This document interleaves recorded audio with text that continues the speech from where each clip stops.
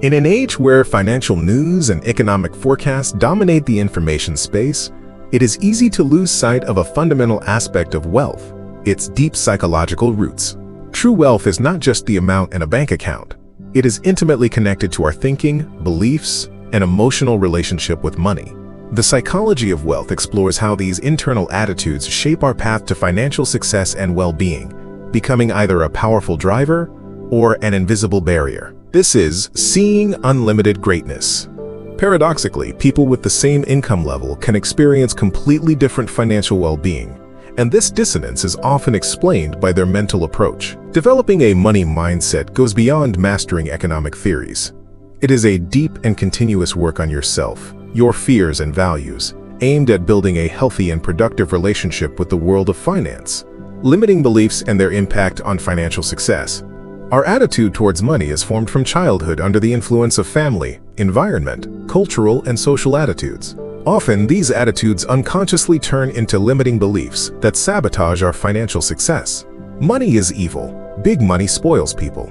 Such beliefs can subconsciously force a person to avoid wealth in order to remain good or pure in their own eyes and in the eyes of society.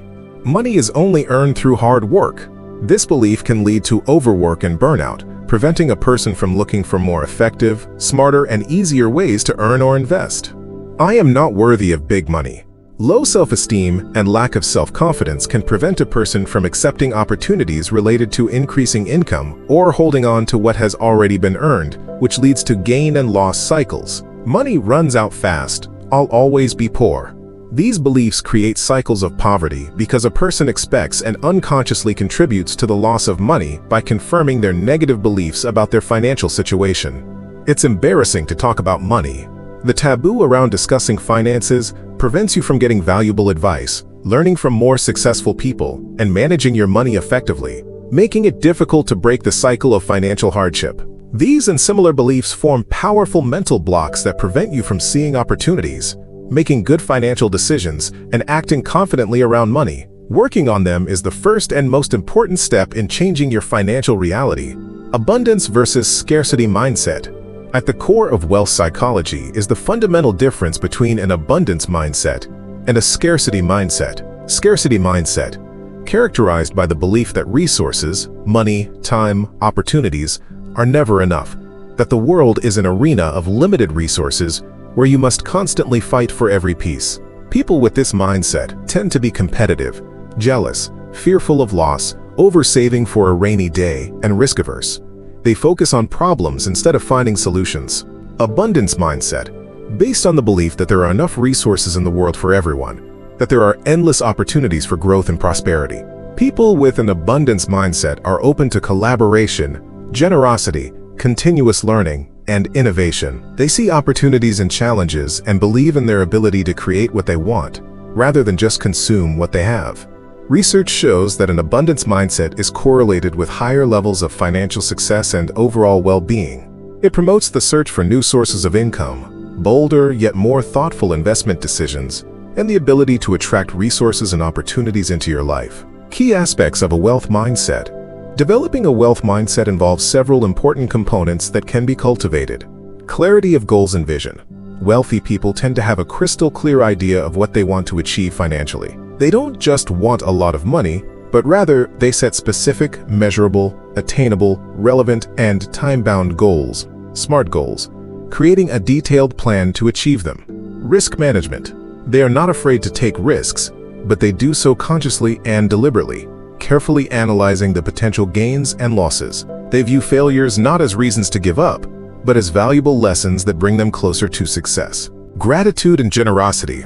Practicing gratitude for what you already have helps shift your focus from scarcity to abundance, creating a positive mental field. Generosity, whether through giving to others, helping others, or investing in your community, builds a sense of wealth and, paradoxically, often attracts more abundance. A healthy relationship with money. This means understanding that money is merely a tool, not an end in itself or a measure of who you are. It serves to achieve goals, create comfort, provide freedom, and provide opportunities. Not being overly emotionally attached to money, either through fear of losing it or through obsession, allows you to make smarter, more effective financial decisions. Persistence and resilience. The path to financial success is rarely straight and easy. It inevitably includes challenges, setbacks, periods of stagnation, and doubt. The ability to persevere, learn from mistakes, take lessons from challenges, and keep moving forward despite obstacles is a critical trait of a wealthy mindset. Practical steps to changing your financial mindset. Changing your financial mindset is a long process that requires consistency, but here are some simple, actionable steps to start. Become aware of your money beliefs. Write down everything that comes to mind when you think about money, wealth, and successful people. Then honestly analyze which of these beliefs are limiting or negative, and where they may have come from. Reframe negative beliefs. Actively and consciously replace limiting beliefs with positive, supportive ones. For example, instead of "money comes from hard work," say, "I can earn money easily and enjoyably using my talent and intelligence." Repeat these new affirmations regularly. Visualize success.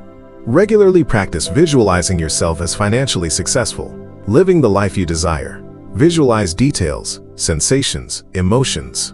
Visualization helps the subconscious get used to the idea of wealth and start looking for ways to achieve it. Study success stories. Read books, biographies, interviews with people who have achieved significant financial success. Study their thinking, strategies, habits, and attitudes towards life and money.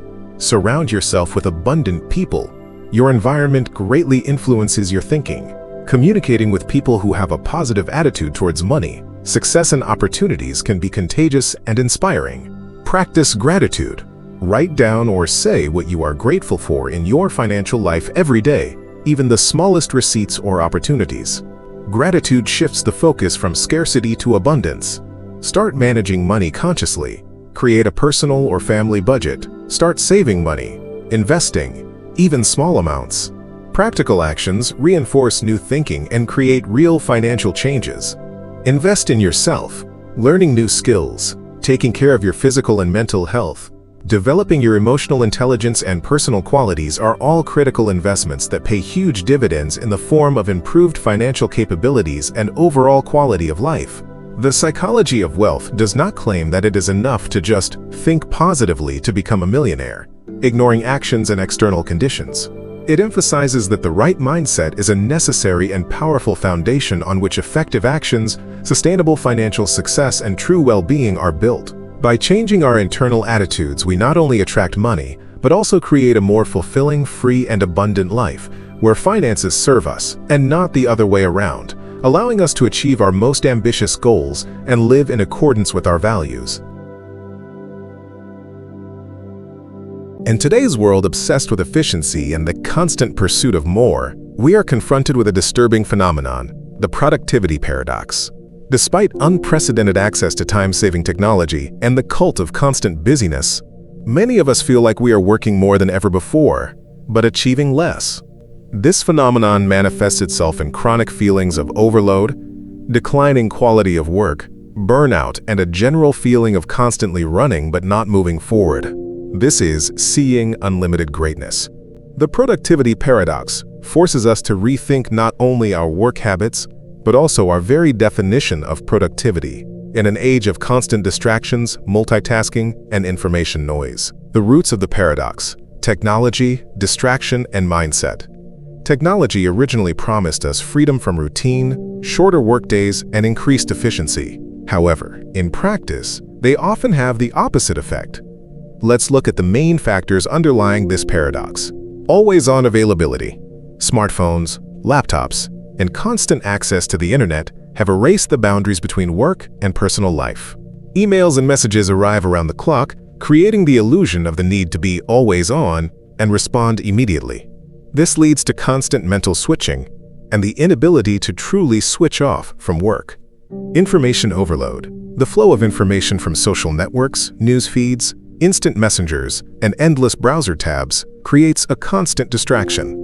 The brain is forced to process a huge amount of unrelated data, which depletes cognitive resources and reduces the ability to concentrate deeply. The cult of multitasking. A widespread misconception that performing several tasks at once increases efficiency. In fact, research shows that the brain is not capable of performing two cognitively complex tasks at the same time. It only quickly switches between them. Each context switch requires energy, increases the likelihood of errors, and reduces overall productivity. Social pressure and the cult of busyness. Society has ingrained the idea that being busy means being important and successful. People feel the need to show that they are busy, even if it does not lead to real results. This creates a vicious cycle. The more we show that we are busy, the more tasks fall on us. The illusion of progress.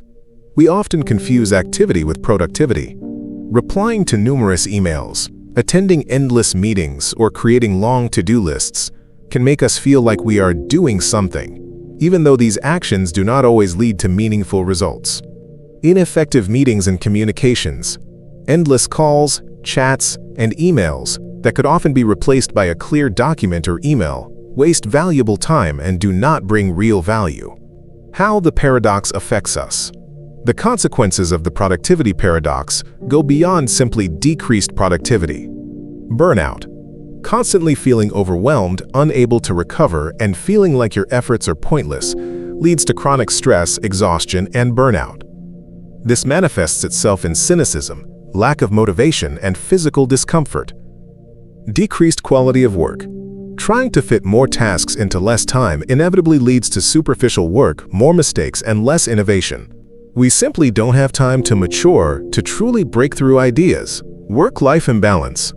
Blurring the boundaries between the professional and personal spheres leads to deteriorating relationships with loved ones, health problems, lack of sleep, sedentary lifestyle, and a loss of joy in life outside of work. Loss of focus and strategic thinking.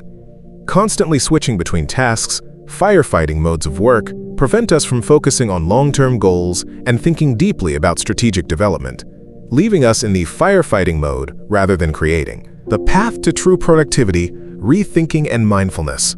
Overcoming the productivity paradox requires changing not only the way we work, but also our fundamental attitude about what it means to be productive. Prioritize deep work, focused work on one task for an extended period of time, without distractions. This requires creating special conditions, such as setting aside deep work blocks in your schedule, and protecting your time from interruptions. Mindful attention management. Instead of allowing external stimuli to control your attention, learn to consciously direct it to the most important tasks. Mindfulness and meditation practices can help train this attention muscle. Set clear boundaries, set work hours and stick to them.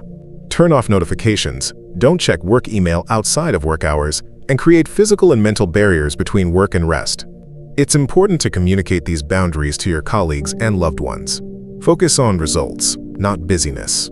Measure your productivity by the meaningful results you achieve, not by the number of hours you spend or the number of small tasks you complete. Ask yourself, what really moved me forward today/this week, and focus on high-impact activities. Delegate and say no. Learn to delegate tasks that others can do, and say no to anything that doesn't align with your priorities or add value. No is a powerful tool for protecting your time. Regular breaks and recovery. Rest is not a luxury. It's a necessity for productivity. Taking short, regular breaks throughout the day, e.g., the Pomodoro technique, and taking proper rest outside of work hours, sports, hobbies, walks, helps your brain recover and maintain high concentration. Optimize communication. Reduce the number of meetings. Make them more focused. Set clear agendas and timings. Use asynchronous communication methods, email, dedicated project work platforms, instead of instant messages for non-urgent issues to avoid interrupting colleagues. Digital hygiene. Regularly conduct a digital detox by disconnecting from gadgets and social media. Clear your devices of unnecessary notifications and apps. Create a distraction-free environment for key tasks. The culture of measured productivity and the future of work. At the organizational level, the productivity paradox is often exacerbated by a culture that rewards measured productivity through the number of hours spent online or the number of emails answered, rather than through real, quality results. It is important for leaders to rethink performance metrics, shifting the focus to goal achievement and employee well-being, creating conditions for deep work, encouraging rest, and clearly defining priorities should be an integral part of the corporate culture. The future of work requires not just using new technologies, but rethinking the way we work. This means developing skills in self-management, self-discipline, and making conscious choices in the face of constant information noise. Those who learn to effectively manage their attention and distinguish true productivity from the illusion of busyness will be the ones who truly succeed in the 21st century. Overcoming the productivity paradox is not about working less, but about working smarter and more consciously, with a greater focus on quality and well-being, which ultimately leads to more meaningful results, less stress, and a greater sense of meaning and satisfaction in life. Emotional intelligence and productivity. An important but often overlooked aspect of productivity is emotional intelligence.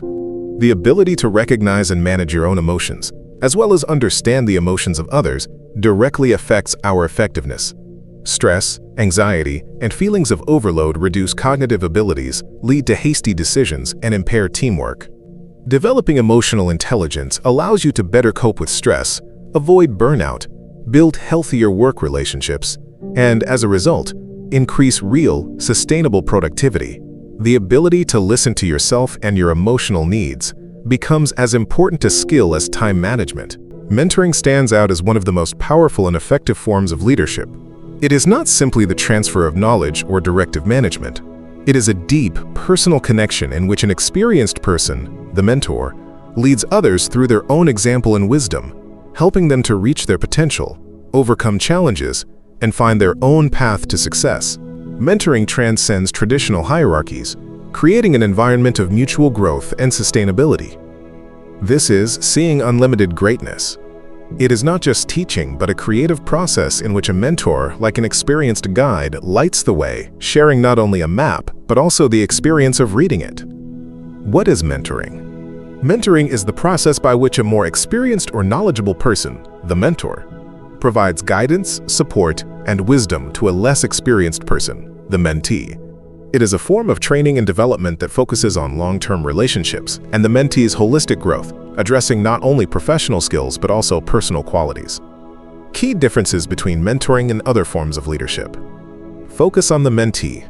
While a manager focuses on tasks and results, and a coach focuses on setting and achieving specific goals, a mentor focuses on the mentee's overall personal and career development, well-being, and self-actualization.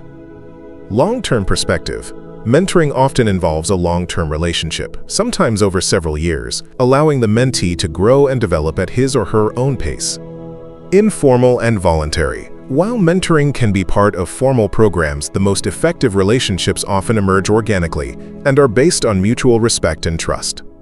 Leading by example. A mentor doesn't just tell you what to do, but shows you how to do it, sharing their own experiences, mistakes, and successes. Mentoring as a form of leadership. Mentoring embodies the most important qualities of true leadership. Personal example, role modeling. A mentor is a living embodiment of what the mentee strives for. He or she demonstrates not only professionalism, but also ethical principles, stress resistance, ability to learn and adapt. Seeing a successful example, the mentee receives inspiration and a clear understanding that achieving the goal is real. Transferring wisdom, not just knowledge.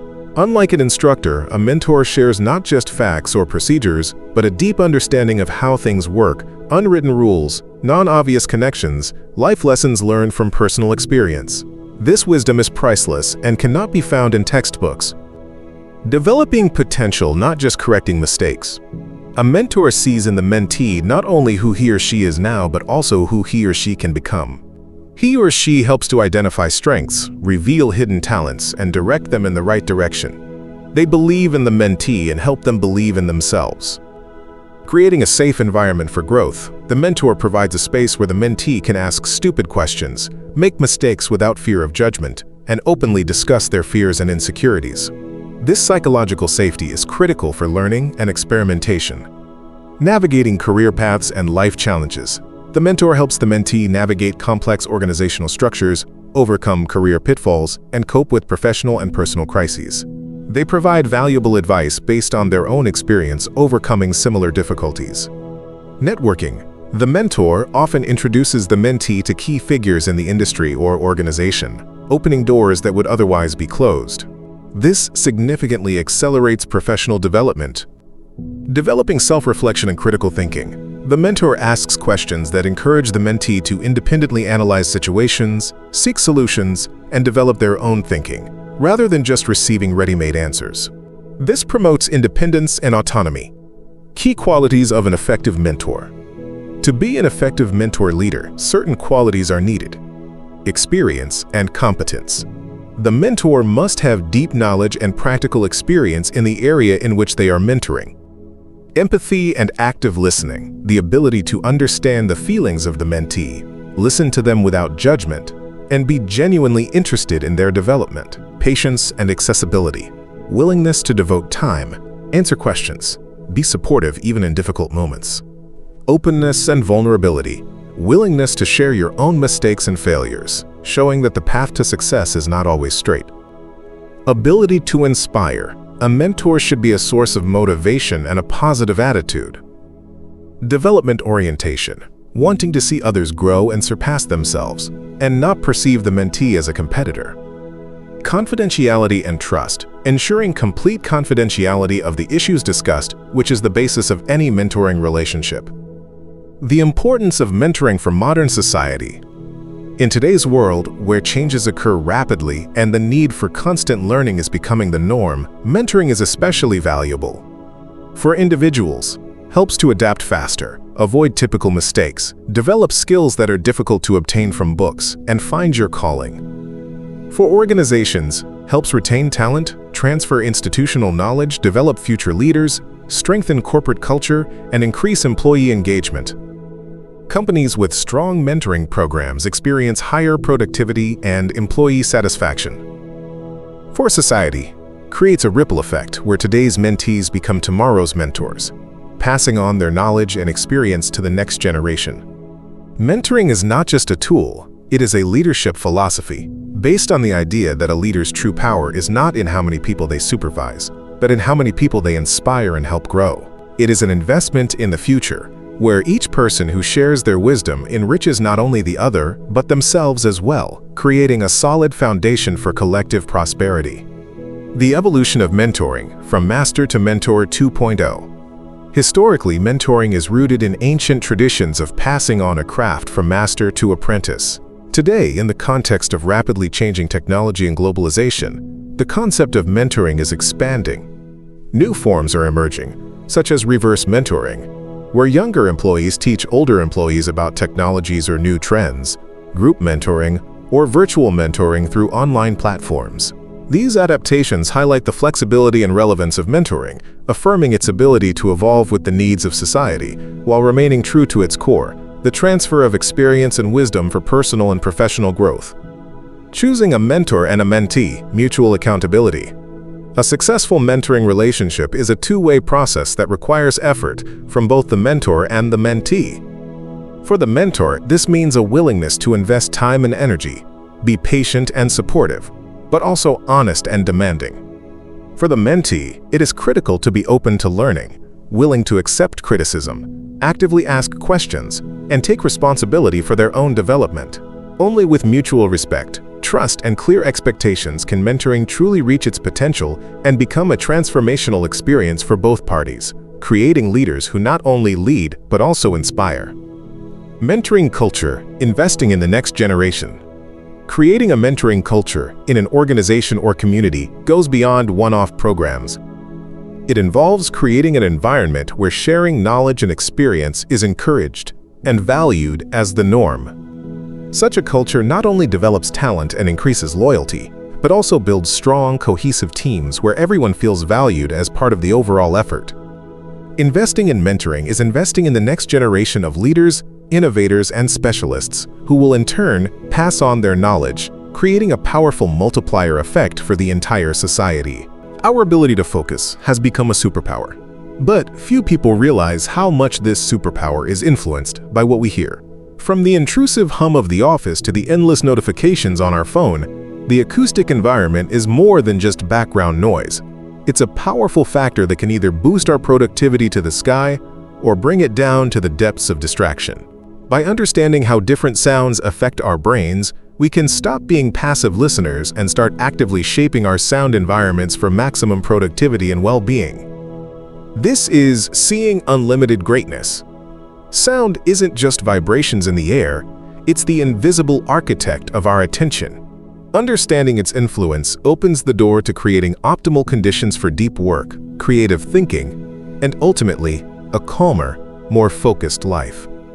How does the brain process sound and affect focus? Our brains are constantly analyzing sounds to determine their significance. Auditory cortex. This is the primary area of the brain responsible for processing sounds. It classifies sounds, determines their source and characteristics. Reticular formation. This area of the brainstem acts as a filter, determining which information, including sounds, should be allowed to reach the higher parts of the brain for conscious processing. This is where the initial sifting of background noise from potentially important signals occurs. Attention and working memory concentration is closely related to the ability to direct attention and hold information in working memory. Distracting sounds compete for these limited resources, reducing our ability to focus on the task at hand. When sounds change, our brains are distracted to assess a potential threat or new information. This is an evolutionary survival mechanism, but in the modern office or home environment, it becomes an obstacle to productivity. Every distraction, even for a split second, requires time and energy to return to the task. This phenomenon is known as the task switching effect or context switching cost, and it significantly reduces overall work efficiency. Different types of sound and their impact on productivity. Not all sounds are equally harmful to concentration. Their impact depends on several factors. Unpredictable and intermittent noise, the most harmful. Conversations and speech. The human voice is one of the most powerful distractions. Our brains are programmed to process speech, and even unwittingly, overhearing conversations diverts cognitive resources. This is especially noticeable in open-plan offices, where constant hubbub leads to decreased productivity and increased stress levels.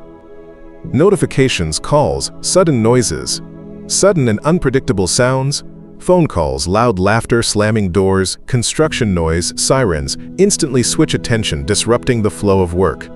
They cause a surge in stress hormones and require a significant amount of time to restore concentration. Research shows that it can take up to 20 minutes to regain focus after such a distraction. Impact: reduces productivity, increases stress, causes irritation, increases errors, and slows down the performance of tasks that require a high cognitive load, such as data analysis, writing, or programming. Continuous background noise, mixed effects. Monotonous hum. The sounds of an air conditioner, a server, distant traffic, or office equipment can be neutral or even beneficial to some people. If they are monotonous and predictable enough, the brain can ignore them, perceiving them as part of the unchanging background. White noise. A constant uniform noise that includes all frequencies at the same intensity, like the hiss of a mistuned radio, can be useful for blocking out distracting sounds by creating a sound curtain and masking unpredictable noises. Used to improve sleep and concentration, especially in children with ADHD. Pink noise.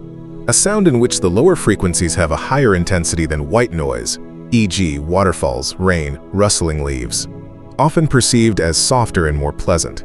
It may promote relaxation and concentration, and improve sleep quality. Effects. In moderate doses, it may improve concentration, especially for those sensitive to sudden noises, by helping to create a more stable sound environment. However, too much loud or unpleasant background noise will still be distracting and cause fatigue.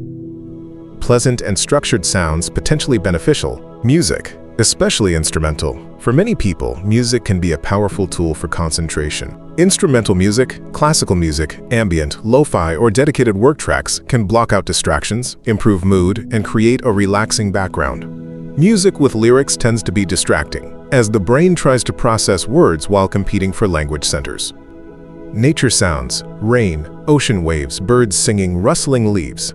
These sounds are often associated with relaxation, reduced stress, and can improve concentration by increasing feelings of well-being and even improving cognitive function. Binaural beats, specific sound waves that are thought to synchronize brain waves with certain states, e.g. alpha waves for relaxation, beta waves for concentration, theta waves for meditation. Requires the use of headphones to create a different frequency of sound in each ear. Impact: can improve mood, reduce stress, enhance creative thinking, and facilitate entering a flow state where a person is fully immersed in a task. How to optimize your acoustic environment for productivity. With sound at its core, we can actively manage our acoustic environment. Use noise cancellation. Headphones with active noise cancellation effectively block out external noise, especially low-frequency hums and monotonous sounds, creating an oasis of silence. Earplugs, a simple and affordable way to reduce overall noise levels. Create sound bubbles. In open-plan offices or shared spaces, use white noise, pink noise, or specially selected music to create a personal soundscape and mask distracting conversations. There are apps and devices that can generate such noise. Optimize your workspace. Location. If possible, choose a location away from main thoroughfares, active communication areas, and noise sources, e.g. water coolers, printers. Sound-absorbing materials. Using carpets, thick curtains, upholstered furniture, acoustic panels on the walls, and even plants can significantly reduce the level of reverberation and general noise in the room, making it softer for the ears. Manage notifications. Turn off unnecessary notifications on your phone and computer while you work. Use Do Not Disturb modes and create special time blocks for checking messages so that you are not distracted by every beep or ring. Use sound breaks. If you work in a noisy environment, regular short breaks in complete silence, or conversely in a pleasant soundscape, for example with headphones with nature sounds, can help restore concentration and reduce fatigue. Communication. If the noise is coming from coworkers, discuss the issue politely and constructively and offer possible solutions, such as designating quiet zones for focused work or observing quiet hours at certain times of the day. Mindfulness of sound. Practice mindfulness to better understand how sounds affect you personally. Notice which sounds distract and which ones help. This will help you to intentionally shape your environment and choose what works for you.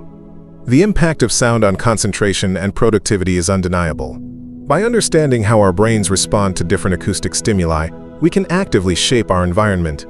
This allows us to not only minimize distractions, but also use sound as a powerful tool to improve focus, reduce stress, and increase our overall performance. Ultimately, managing your acoustic environment is an important aspect of self-management and taking care of your own mental health in the modern world. In our daily lives, we constantly make decisions, from the most insignificant, such as choosing a dish at a cafe, to life-changing ones, such as a career path or political preferences. At the same time, we often believe in our complete independence and rationality. However, deep research in the field of social psychology and sociology shows that our individual decisions are under the powerful, often unconscious influence of collective behavior, the same crowd effect. This phenomenon, manifested from mass panics and riots to fashion trends and investment bubbles, demonstrates how much the social environment can shape our perception of reality and encourage us to take actions that we might not have taken alone. This is seeing unlimited greatness. Understanding the crowd effect and the mechanisms of its influence is the key to critical thinking, protection from manipulation, and building a more conscious society. What is the crowd effect? The crowd effect, or herd behavior, is a phenomenon in which individuals in a group act in the same way as other group members, often ignoring their own beliefs, logical reasoning, or even obvious evidence. This occurs due to social pressure, the desire for conformity, the need to belong, or due to a lack of sufficient information, where the behavior of the majority is perceived as correct. The main forms of manifestation of the crowd effect include conformity, change in behavior or beliefs of an individual under the influence of group norms. Social contagion, rapid spread of emotions, moods, and behavior among people in a group, often without conscious analysis. De-individuation, loss of self-awareness and personal responsibility in a large group, which can lead to impulsive or aggressive behavior. Groupthink, phenomenon in which the desire for agreement and harmony in a cohesive group suppresses critical thinking and evaluation of alternatives. Psychological mechanisms of crowd influence. Why are we so susceptible to group influence? There are several powerful underlying psychological mechanisms. Social proof. If many people are doing something, we tend to assume it is right or safe. This principle is especially strong in conditions of uncertainty. When we are unsure of what to do, and look for cues in the behavior of others. For example, if there are many people waiting in line to get into a restaurant in a new city, we are likely to assume that it is a good restaurant. The need for belonging and avoidance of social rejection. Humans are social creatures. Being part of a group is a fundamental need rooted in evolution, survival in a group. Fear of rejection or standing out can make us conform to the expectations of the majority, even if we do not agree internally. Ash's conformity experiments vividly demonstrate this power. The illusion of consensus. We tend to overestimate the extent to which our views coincide with the majority opinion, or, conversely, assume that everyone thinks the same way, even if this is not the case. This leads to the suppression of dissent. De-individuation and decreased responsibility. In a large anonymous crowd, an individual may feel less responsible for his or her actions. The feeling that everyone is doing it, or my actions don't matter in the grand scheme of things, reduces moral restraint and may lead to aggressive or destructive behavior, e.g., during riots or mass riots. Emotional contagion. Emotions such as fear, panic, enthusiasm, or anger can be transmitted in a crowd with great speed. By observing the emotional reactions of others, we subconsciously begin to experience similar feelings, which affects our behavior. Authority and leadership. In a crowd, an informal or formal leader often appears whose behavior or appeals can be blindly copied, especially if this leader is perceived as authoritative or capable of decisive action. Manifestations of the crowd effect in everyday life. The crowd effect is not limited to emergency situations. It permeates many aspects of our lives. Fashion and trends. From clothing and hairstyles to the use of certain gadgets or memes, we often follow what is fashionable under the influence of social approval. Consumer behavior. Recommendations from friends, bestsellers, mass sales, Black Friday, and product popularity influence our purchases. Financial markets, investment bubbles, and crashes are often driven by the, quote, instinct, where investors follow the general market sentiment rather than fundamental analysis. Politics and elections, public opinion, media influence, social media, and majority behavior can strongly influence political preferences and voter participation. Culture and norms. The adoption of new social norms, language expressions, or cultural practices often occurs through gradual diffusion within groups. Safety and emergencies panic can occur in crowds when people mindlessly follow the first ones to run, even when there is no real threat leading to stampedes. Or, conversely, in the bystander effect, no one acts because everyone expects others to act. How can you counteract the crowd effect and make informed decisions? It is impossible to completely avoid the influence of the crowd, but we can learn to minimize its negative effects and maintain autonomy. Develop critical thinking. Always ask questions. Why am I doing this? Does this align with my values? What is the evidence? Do not accept the information or behavior of the majority without analysis. Seek alternative sources of information. Do not limit yourself to one opinion or one news channel. Explore different points of view, especially those that contradict your current beliefs. Practice self-awareness. Understand your emotions and how they affect your behavior. Be aware of when you feel pressure to conform. Create an independent social circle. Associate with people who value individuality, critical thinking, and are not afraid to express their own opinions. Be willing to go against the grain. Recognize that sometimes being different is not a weakness but a strength.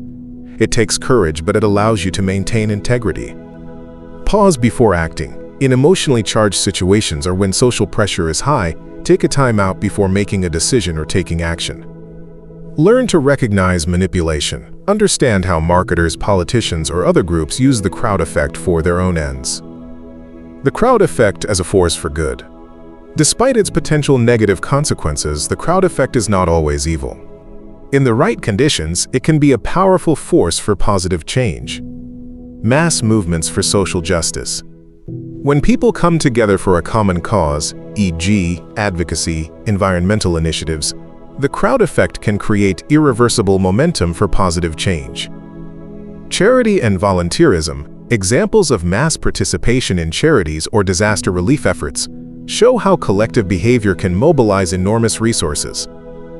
Innovation and knowledge dissemination, rapid adoption of new technologies or ideas once they become common knowledge can accelerate progress. The role of digital technologies in amplifying the crowd effect. With the advent and spread of digital technologies and social media, the crowd effect has reached a new, unprecedented scale and speed. Online platforms, whose algorithms amplify the resonance of certain opinions and trends, create echo chambers and information bubbles, where people are subjected to even greater pressure to conform. Viral dissemination of information, both true and false, flash mobs, online bullying, and the rapid formation of hype around certain phenomena are all vivid examples of how the digital space amplifies and accelerates collective behavior, making its study and understanding even more relevant for each of us. Understanding the crowd effect is not meant to demonize collective behavior, but rather to provide us with tools for more conscious participation in it. It is a reminder that, although we strive for individuality, we are deeply social beings. Our task is to learn to use the power of the group to create and grow, while maintaining the autonomy of our minds and making decisions based on awareness, not blindly following the majority. In this balance between individual freedom and collective influence lies the path to a more mature and sustainable society. Fear is one of the most ancient and powerful human emotions. It is a universal response that has helped our ancestors survive for centuries by avoiding danger and responding to threats. However, in today's world, where physical threats have become less common, fear often transforms into irrational phobias, anxiety, and unreasonable worries, paralyzing us and preventing us from living fully. The psychology of fear offers a deep understanding of why we experience this feeling, how our phobias are formed, and most importantly, how we can turn them into strength, using them as a catalyst for growth and development. This is seeing unlimited greatness. Understanding the nature of fear is the first step to overcoming it. Instead of allowing fear to control us, we can learn to decipher its messages, work with it consciously, and use its energy to reach new heights. What is fear? Its physiology and psychology. Fear is a complex emotion that triggers a cascade of physiological and psychological reactions. Physiological aspect. When we are faced with a perceived threat, the sympathetic nervous system is activated. The adrenal glands release adrenaline and cortisol into the blood. This leads to an increased heart rate, increased blood pressure, increased breathing, dilation of the pupils, muscle tension, and an outflow of blood from the digestive system to the extremities. This is the classic fight-or-flight response, designed to prepare the body for immediate action. In ancient times, it saved from predators, but today it can be triggered in response to a public speech or a deadline. Psychological aspect. Fear is accompanied by a subjective feeling of anxiety, worry, panic, horror, or trepidation depending on its intensity. It can cause obsessive thoughts, decreased concentration, a feeling of helplessness, and an irresistible desire to avoid the source of fear. The brain tries to quickly assess the threat and develop a survival strategy. A phobia is an irrational, excessive, and persistent fear of a specific object, situation, or activity that is out of proportion to the actual threat. Unlike normal fear, a phobia often results in avoidance behavior that significantly limits a person's life. Examples include arachnophobia, fear of spiders, claustrophobia, fear of enclosed spaces, acrophobia, fear of heights, and social phobia, fear of social situations.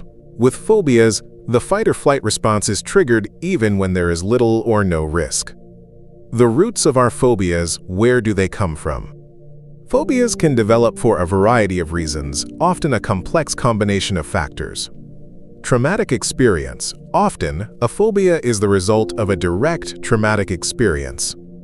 For example, if a child is bitten by a dog, he or she may develop cynophobia, fear of dogs.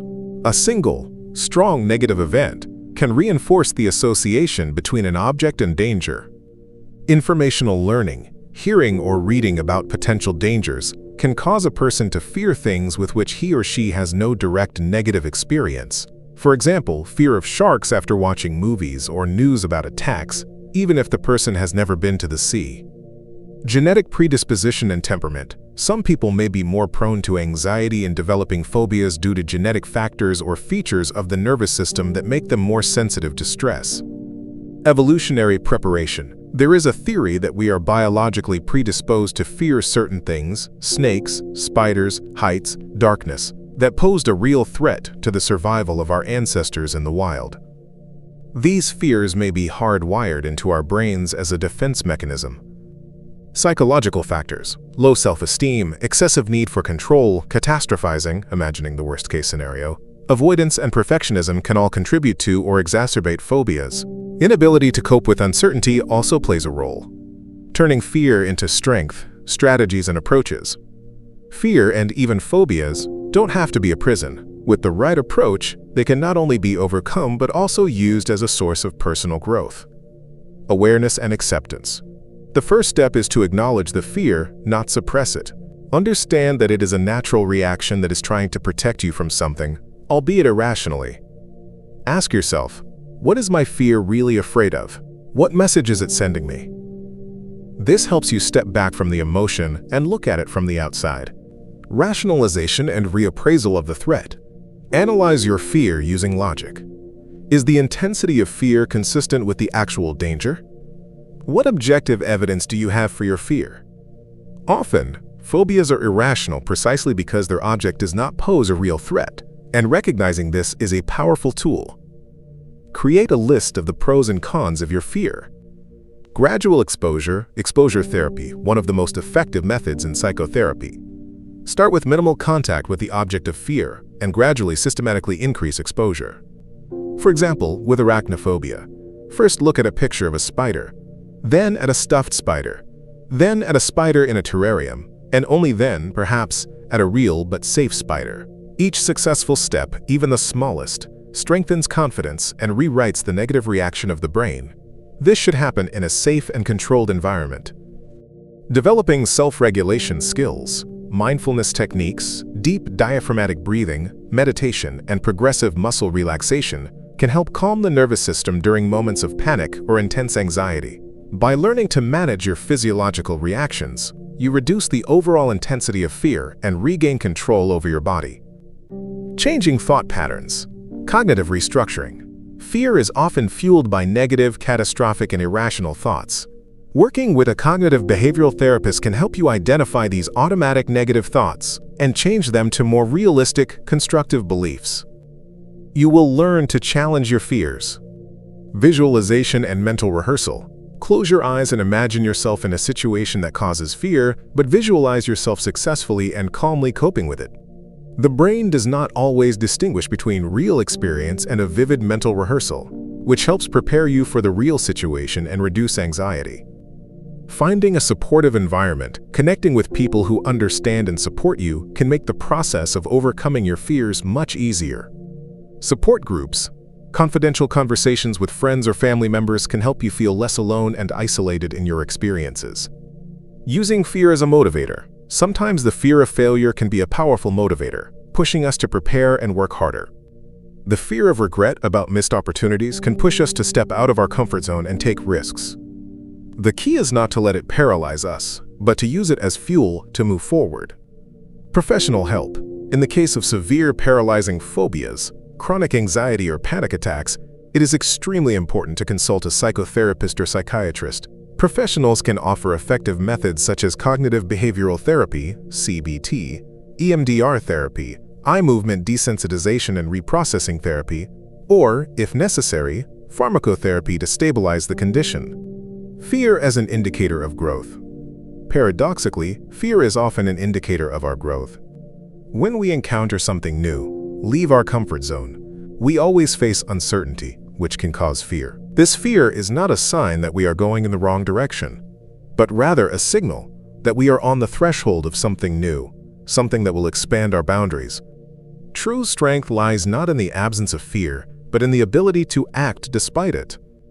Every time we consciously go towards our fear, we become stronger, wiser, and freer, discovering new horizons and opportunities that previously seemed inaccessible.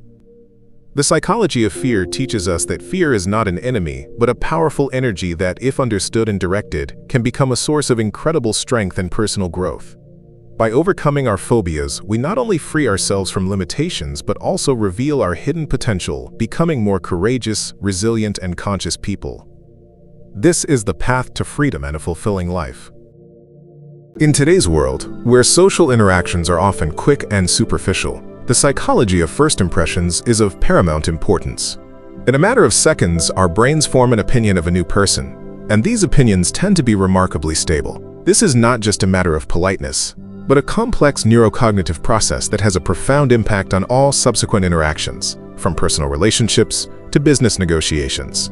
Understanding how first impressions are formed and how to improve them is a key skill for successfully adapting and thriving in any social context. This is seeing unlimited greatness.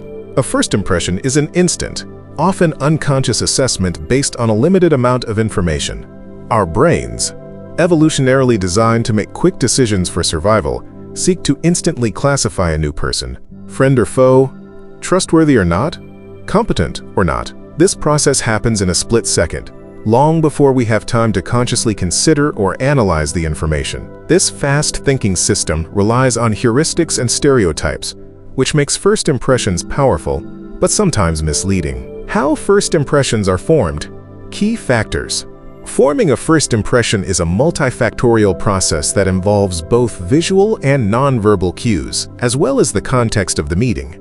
Appearance, visual cues, dress and grooming. Clean, neat, appropriate clothing, and a generally well-groomed appearance signal neatness, attention to detail, and self-esteem. Inappropriate clothing for the context, e.g., being too casual at a business meeting, can create a negative impression. Facial expressions and facial expressions. An open, friendly smile and a calm and confident expression create a positive impression. Slouched shoulders. A tense or frowning expression can be perceived as a sign of negativity or disinterest. Hair and accessories. These details also play a role, complementing the overall image. Nonverbal behavior. Eye contact. Maintaining moderate eye contact, not too intense, not too avoidant, demonstrates confidence, sincerity, and interest in communication. Posture and gestures. Open posture, not crossed arms. Confident but not too active gestures convey openness, confidence, and readiness for dialogue. Slouched posture or fidgety movements may indicate uncertainty or nervousness. Handshake, if applicable. A firm but not too strong handshake accompanied by eye contact signals confidence and trustworthiness. A limp or too aggressive handshake can evoke negative associations. Distance and spatial orientation. Maintaining a comfortable personal space demonstrates respect for the interlocutor. Verbal behavior and voice. Tone and timbre of voice. A pleasant, moderate tone, not too loud and not too quiet, is perceived positively.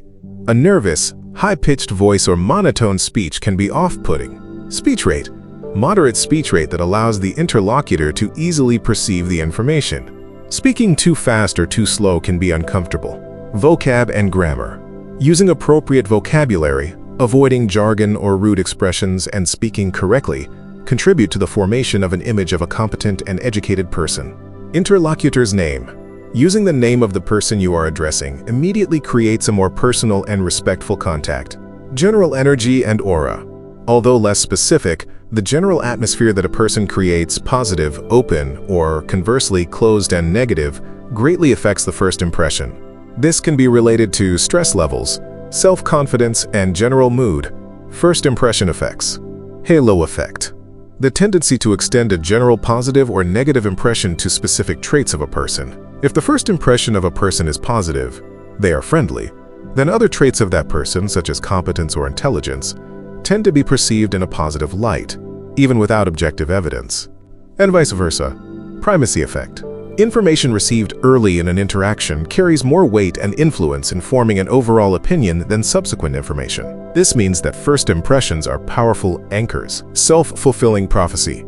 If we form a certain first impression of someone, it can subconsciously influence our behavior toward that person, which in turn can provoke them to behave in a way that confirms our initial expectation. How to improve a first impression? Managing a first impression does not mean faking it, but rather consciously showing your best qualities. Prepare. Before an important meeting, interview, first date, presentation, think about your appearance, mood, and goals in advance. Caring about your appearance. Make sure your clothes are clean, neat, and appropriate for the occasion.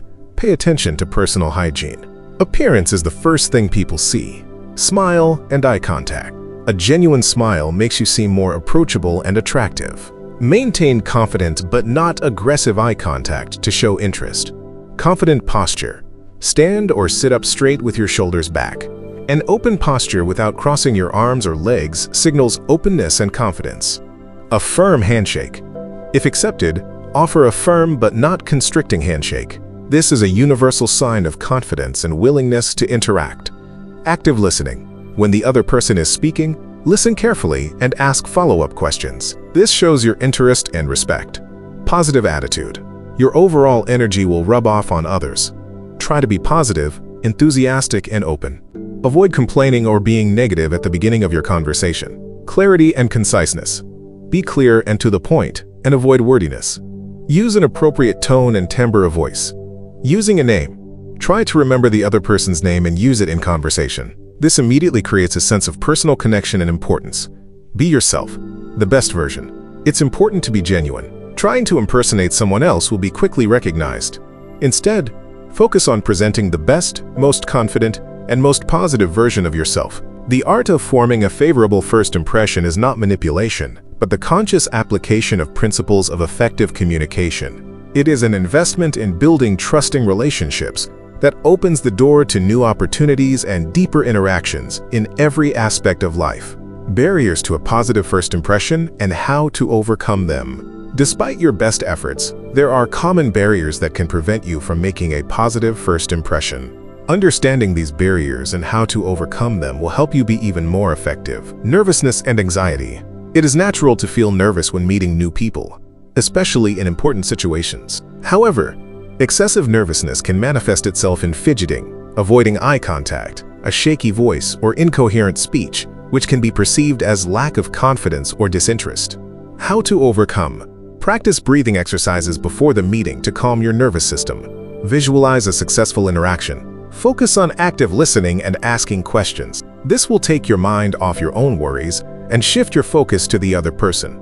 Remember, a little nervousness is normal. Overeager to impress.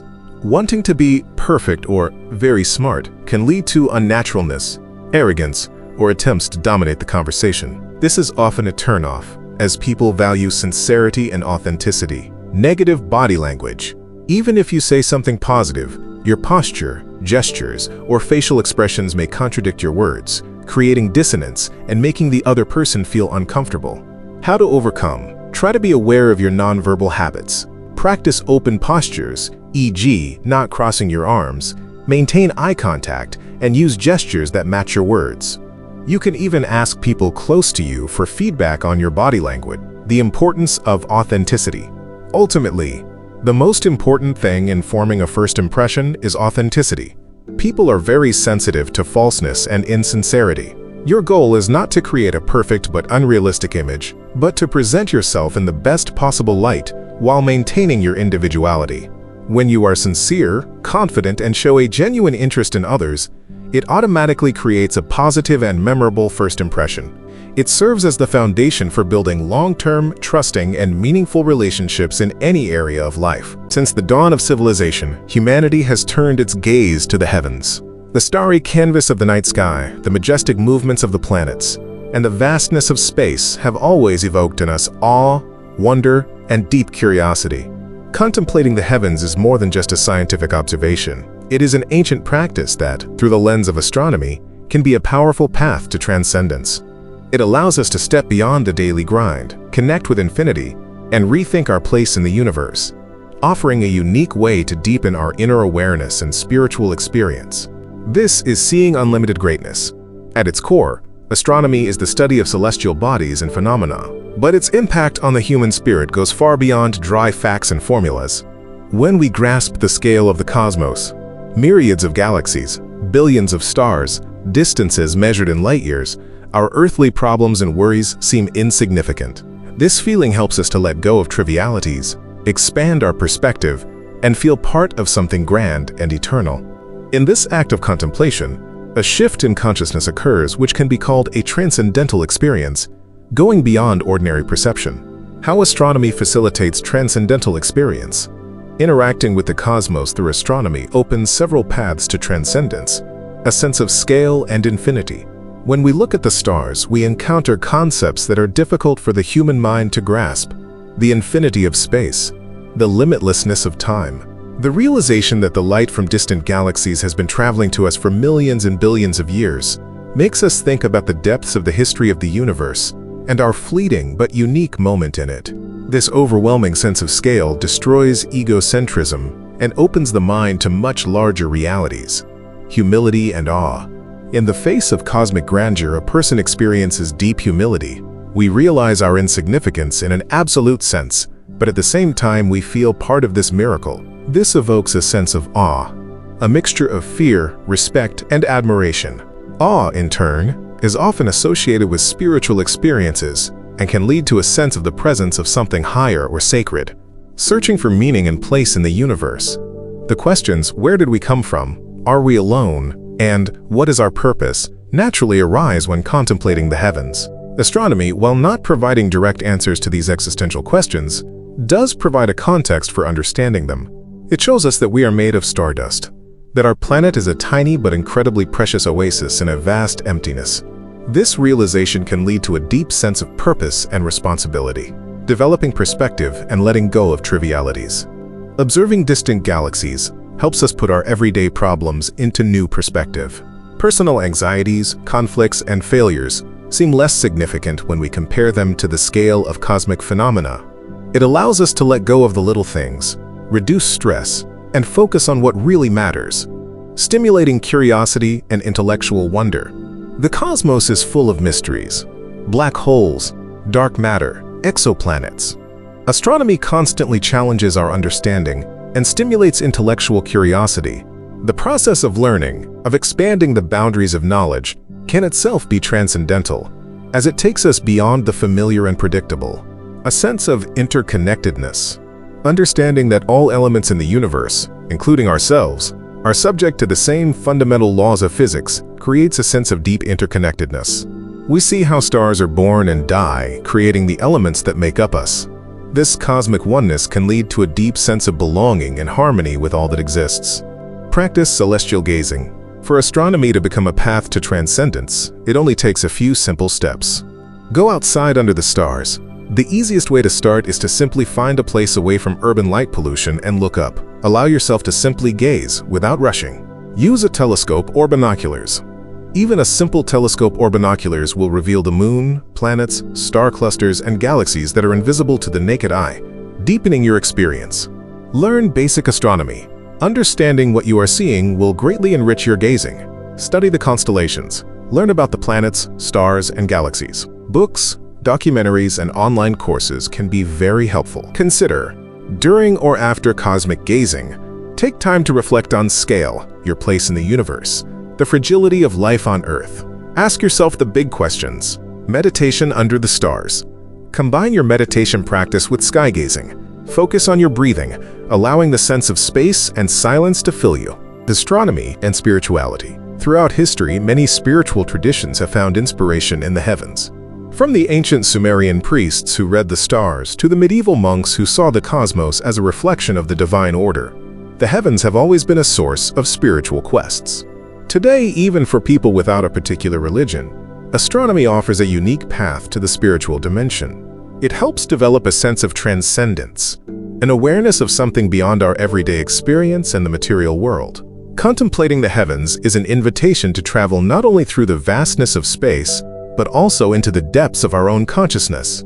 It allows us to experience the grandeur of the universe and our own small but significant part in it. It is a path to perspective, humility, and a deep sense of connection that makes astronomy not just a science, but a powerful tool for personal and spiritual growth. Space as a source of inspiration and creativity. The influence of astronomy on human consciousness is not limited to philosophical and spiritual aspects. It is also a powerful source of inspiration for creativity and innovation. Artists, musicians, and writers have drawn ideas from cosmic phenomena for centuries, creating works that reflect the grandeur and mystery of the universe. Symphonies inspired by the movement of planets, paintings depicting star nebulae, or science fiction novels exploring distant worlds. All this testifies to the profound influence of space on the human imagination. In addition, the desire to understand space stimulates scientific and technological progress. The development of telescopes, spacecraft, probes, and sophisticated computing systems not only expands our knowledge of the universe, but also leads to the creation of technologies that find application in a wide range of areas of our daily lives, from medicine to communications. This proves that fundamental research, driven by pure curiosity about the stars, can have tangible benefits for all of humanity. Astronomy in the digital age, making transcendence accessible. Astronomy is now more accessible to the general public than ever before. Modern technology allows anyone with a smartphone or computer to immerse themselves in the study of space. Mobile apps and planetariums, apps like Starwalk or Skyview, let you identify stars, planets, and constellations in real time by simply pointing your phone at the sky. Virtual planetariums and programs like Stellarium offer detailed maps of the starry sky, images and data. Space agencies like NASA and ESA release stunning images and data from telescopes like Hubble and James Webb. These visualizations allow us to see the beauty and complexity of distant galaxies, nebulae, and star systems. Online courses and lectures, leading universities and research organizations offer free online astronomy courses and lectures, making space knowledge accessible to everyone. Astrotourism. Visiting places with minimal light pollution, such as national parks or specialized astronomical observatories, allows us to observe the stars in conditions as close to ideal as possible. This increased accessibility means that the path to transcendence through gazing at the sky is now open to even more people. You don't have to be a scientist to experience the majesty of the cosmos. You just need to lift your head and let your mind dissolve into infinity. It is a practice that enriches our inner world, expands our horizons of consciousness, and reminds us of the wonder of existence in the universe.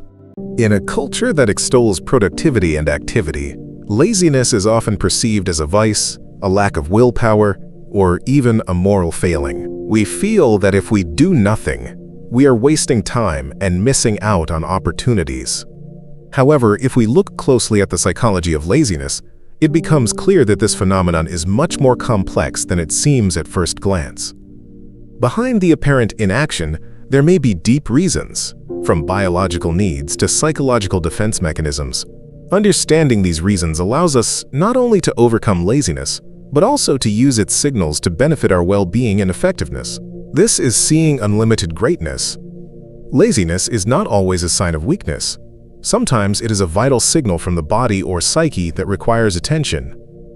Ignoring it, we risk facing burnout, stress, and loss of motivation. Our task is to learn to decipher this message and transform inaction into conscious choices that bring real benefits. What is laziness really? The traditional definition of laziness as an unwillingness to work often overlooks its multifaceted nature. From a psychological point of view, laziness can be a signal of fatigue and the need for rest. The most obvious reason: if the body is exhausted physically or mentally, it will resist any activity. This is a natural defense mechanism that prevents exhaustion, a result of lack of motivation. If a task seems meaningless, boring, too difficult, or does not correspond to our values, the brain may refuse to do it, perceiving it as a waste of energy. A manifestation of fear, fear of failure, fear of success, fear of change, new responsibility, fear of criticism, or even fear of change can paralyze a person, forcing him to avoid action. Doing nothing becomes a safe zone where there is no risk of failure or condemnation, a symptom of perfectionism. If a task seems so large and requires such perfect execution that a person is afraid to start, or is afraid that he or she will not be able to do it perfectly, he or she may put it off indefinitely, preferring inaction to the risk of imperfection. A way to cope with overload. In conditions of information or work overload, when the brain is bombarded with too many tasks and stimuli, it may switch off to protect itself from excessive pressure. Inaction becomes a passive protest or an attempt to reduce the load, a sign of lack of clarity. If there is no clear plan of action, a large, vague task may seem overwhelming, and laziness arises as a reaction to uncertainty and a lack of understanding of where to start. A consequence of depression or burnout, chronic laziness, apathy, loss of interest in things that used to bring pleasure, a constant feeling of fatigue, sleep disturbances. All these can be clinical symptoms that require professional help. How can laziness be useful? Contrary to popular belief, laziness is not always destructive. It can play an important role in our lives. Time for recovery. Sometimes laziness is simply the body's need to reboot and consolidate resources. It is during moments of inactivity that the brain can process information, consolidate memories, solve complex problems at a subconscious level, and generate new ideas, the so-called diffuse thinking. This is the time for passive learning and integration of experience. Source of creativity. Many brilliant ideas, insights, come to us not during hard work, but during rest, walks, or simple, monotonous activities. Laziness creates space for free wandering of the mind, which contributes to unconventional thinking and the search for innovative solutions. Indicator of true needs and priorities. If you constantly put off a task, perhaps you do not really need it, or it needs to be reviewed, delegated, or it does not correspond to your deepest values. Laziness can highlight the discrepancy between your actions and your true desires or long-term goals. Burnout prevention.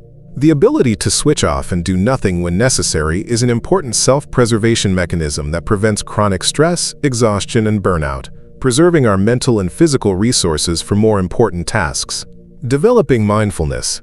Mindful laziness, when you purposefully allow yourself to do nothing without feeling guilty, can be a form of meditation. It helps you slow down, listen to yourself, your thoughts and feelings, and develop presence in the present moment. Reevaluation of values. Periods of inaction can push us to reevaluate our priorities, realize what is truly important, and discard what only takes away energy without real return. How to overcome laziness with benefit. To defeat laziness, you don't need to fight it with force or drive yourself. It is important to understand its root and use this signal to more consciously manage your energy and time. Diagnosing the true cause. Before kicking yourself, stop and ask, why exactly now do I not want to do this? What is hidden behind this reluctance? An honest answer to this question is the key to the solution. Sufficient and high-quality rest. If the reason is fatigue, give yourself a full rest. Get enough sleep, take a walk in the fresh air, spend time with loved ones, take up a hobby that really relaxes. Sometimes this is all you need to restore your strength. Break down into small steps. If the task seems overwhelming due to its scale, break it down into tiny, easily achievable steps. Taking the first step is often the hardest. The elephant first, then piece by piece, or Pomodoro technique. 25 minutes of work, 5 minutes of rest. Principle can be very effective. Finding motivation and meaning. If a task seems meaningless, find how it is connected to your big goals, dreams, or values. Visualize the end result and benefits. If the connection is not obvious, perhaps you should give up on the task or delegate it. Fighting fears. Identify your fears of failure, success, condemnation, and work with them. Start small. Practice imperfect first steps. Celebrate small victories. Seek support from trusted people or a psychologist. 2-minute rule. If a task takes less than 2 minutes, do it right away. This helps fight procrastination and the feeling of piling up small but annoying tasks. Reward for completion. Promise yourself a small but pleasant reward after completing an unpleasant or difficult task. This creates positive reinforcement and increases motivation. Create a positive environment. Eliminate distractions. Turn off notifications, close unnecessary tabs. Organize your workspace so that it inspires and promotes concentration, not depresses. Structured procrastination. If you feel like you just need to do nothing, allow yourself to do it, but do it consciously, without guilt, with the goal of rebooting. This can be a time for reflection, soulful reading, a walk, or just contemplation. Turn off gadgets and just be in the moment. Use this time to complete lower priority but still useful tasks if complete inaction is not possible. Seeking professional help. If laziness becomes chronic, accompanied by constant fatigue, apathy, loss of joy, sleep disturbances, or other symptoms, it may be a sign of depression, burnout, or other mental conditions. In this case, do not hesitate to contact a psychologist, psychotherapist, or doctor. Laziness is not an enemy, but often a disguised ally that is trying to tell us something. By listening to its signals and responding to them correctly, we can not only increase our true productivity, but also improve the quality of life, achieving harmony between activity and necessary rest. Refusing to harshly condemn ourselves for laziness and accepting it as part of human nature allows us to transform this vice into a valuable resource for self-knowledge and growth. In our fast-paced, technologically driven civilization, we often forget that the wisest and most patient teacher is always right there. Nature. From the majestic mountains to the tiniest sprout, from the boundless ocean to the tireless bee, the world around us constantly offers invaluable lessons in wisdom and humility. These lessons are not written in books, but are revealed in every leaf, every drop of rain, every cycle of life and death. To understand them, we only need to slow down, open our senses, and learn to listen to her silent but profound voice. This is Seeing Unlimited Greatness. Nature is not just a backdrop for our lives. It is a living system in which each element plays a role, demonstrating principles applicable to human existence. Its universal laws and eternal cycles offer us profound insights into how to live in harmony, embrace change, and appreciate every moment. Lessons in wisdom from nature. Nature is full of messages that can guide us toward a more meaningful and harmonious life. A lesson in cycles and change. Nature is constantly in motion. Seasons change, day follows night, life follows death, and death is followed by rebirth. This teaches us to embrace change as an integral part of existence. Instead of resisting change, we can learn to see it as a natural phase of growth and renewal, and to understand that each end is a beginning. A lesson in interconnectedness and oneness. Nothing in nature exists in isolation. Trees communicate through mycorrhizal networks. Predators and prey maintain ecosystem balance. Rivers nourish forests, and oceans influence the climate. This shows us that everything is interconnected. Understanding this oneness fosters empathy, cooperation, and the realization that our actions have global consequences. We are not isolated entities, but part of a larger, indivisible web of life. A lesson in patience and persistence. Seeds germinate slowly, rivers wear away stone over millennia, trees grow for decades before becoming mighty. Nature demonstrates incredible patience and persistence in achieving its goals. It teaches us not to rush, to understand that great achievements require time, effort, and perseverance in the face of obstacles. A lesson in resilience and adaptation. Plants push through asphalt, animals adapt to changing conditions, ecosystems recover from fires and floods. Nature is a master of resilience and adaptation. It shows us the importance of being flexible, recovering from setbacks, and finding new ways to thrive, even when faced with difficulties. A lesson in efficiency and simplicity. Nature has no superfluous elements. Each element has its function. Each process is maximally efficient. It does not waste energy in vain, creating complex but elegant solutions. It teaches us to value simplicity, get rid of the unnecessary, and look for the most effective ways to achieve goals. A lesson in unconditional giving.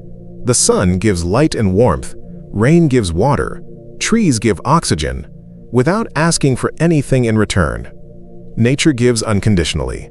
This can inspire us to be more generous, selfless, and to understand that true growth comes through giving. Humility lessons nature gives. In addition to wisdom, nature can teach us deep humility, realizing our own scaling. When we stand before a vast ocean, a towering mountain, or a starry sky, we are acutely aware of our insignificance in the grand scheme of things. This feeling helps us to release the burden of ego and understand that we are only a small part of a vast, ancient world. Accepting our own uncontrollability, we cannot control the weather, the flow of rivers, the eruptions of volcanoes, or the growth of plants. Nature demonstrates her independence and power by reminding us that there are many things in life that are beyond our control. This teaches us to let go of the excessive desire for control and to accept what is. Recognizing vulnerability. We depend on air, water, food, which are provided by nature. Natural disasters can destroy overnight what took decades to build. This reminds us of our fundamental vulnerability and the need to treat the world around us with care. Rejecting perfectionism. In nature, no two leaves are exactly alike. Each flower is unique in its imperfect beauty. It does not strive for perfection in the human sense. This teaches us to accept imperfection, our own and others, and to see beauty in natural forms, freeing ourselves from the obsessive desire for perfection. The value of simply being. A bird simply sings, a flower simply blooms, without trying to be something more. They simply exist in their true form. This can teach us to appreciate the fact of being, to enjoy simple moments and not to constantly chase something external to feel valuable. How to learn from nature. To perceive the lessons of nature, you do not need special techniques except one: conscious presence. Slow down. Put away gadgets. Stop rushing. Take time for a walk in the park. Sit by the river or simply watch the clouds. Use all your senses. Listen to sounds: wind, birds singing, smells, wet earth, flowers. Touch textures: bark, grass. Observe details: patterns on leaves, movements of insects. Reflect. Allow yourself to reflect on what you see and feel. What lessons can you learn from this observation? How does this apply to your life? Get in touch. Plant a plant. Create a small garden and tend to it. Hands-on contact with the earth and growth deepens understanding. Embrace your part. Realize that you are part of nature, not separate from it. Your body, your breath, your life cycles all reflect natural processes. Nature as a source of healing and inspiration. In addition to wisdom and humility, nature is a powerful source of healing and inspiration. Scientific research in ecotherapy and biophilia confirms that contact with nature significantly reduces stress levels, improves mood, increases concentration, and even speeds up the recovery process after illness. Simply being in nature, without a specific goal, can reset our nervous system and restore internal balance. Open spaces, fresh air, a variety of forms and sounds stimulate our senses and awaken creativity. Many artists, writers, and scientists have found their best ideas in the bosom of nature, which offers an endless variety of forms and inspires new discoveries. This underlines that our connection with nature is not only philosophical, but also vital to our physical and mental health. The more deeply we understand and appreciate this connection, the stronger our ability to heal and grow ourselves becomes, drawing strength from the very source of life. The importance of preserving nature for future generations. Finally, the lessons of nature also include responsibility. If nature is our great teacher, then it is our duty to take care of this invaluable source of wisdom and life. Pollution, deforestation, climate change are all actions that undermine nature's ability to teach and heal. Preserving biodiversity, protecting natural landscapes, and moving towards a sustainable lifestyle are not only an ecological necessity, but also an act of deep respect for the very source of our well-being and knowledge. By passing on these lessons to future generations, we ensure that they too can draw wisdom and humility from the inexhaustible well of the natural world. Nature is a refuge from digital noise. In an age of constant information flow, constant notifications, and the ubiquity of screens, nature offers a unique refuge from digital noise. It allows us to disconnect from the endless cycle of content consumption and engage deeply, meaningfully with the real world. It's a digital detox that requires little effort beyond the desire to step outside or simply look out the window. In the quiet of a forest or the tranquility of a garden, our brains have a chance to recharge, reset, and tune into more natural rhythms, which is essential for maintaining mental health in today's information overload. In the fast pace of modern life, where digital technology and urbanization take us further and further away from our natural roots, there is a growing interest in finding ways to reconnect with the world around us and deepen our awareness. In addition to traditional forms of meditation, a unique practice is gaining popularity: meditation with plants. This is not just contemplation or caring for a houseplant. It is a deep, conscious interaction with flora that allows you to slow down, tune into the rhythms of nature, and open up new facets of perception, significantly deepening our presence in the present moment. This is seeing unlimited greatness. Interacting with plants, whether it is watching a tiny sprout grow, watering a houseplant, or walking through the forest with an open heart, offers a unique path to inner harmony. It is a return to our roots, to the quiet but powerful dialogue that nature is always ready to have with those who are ready to listen.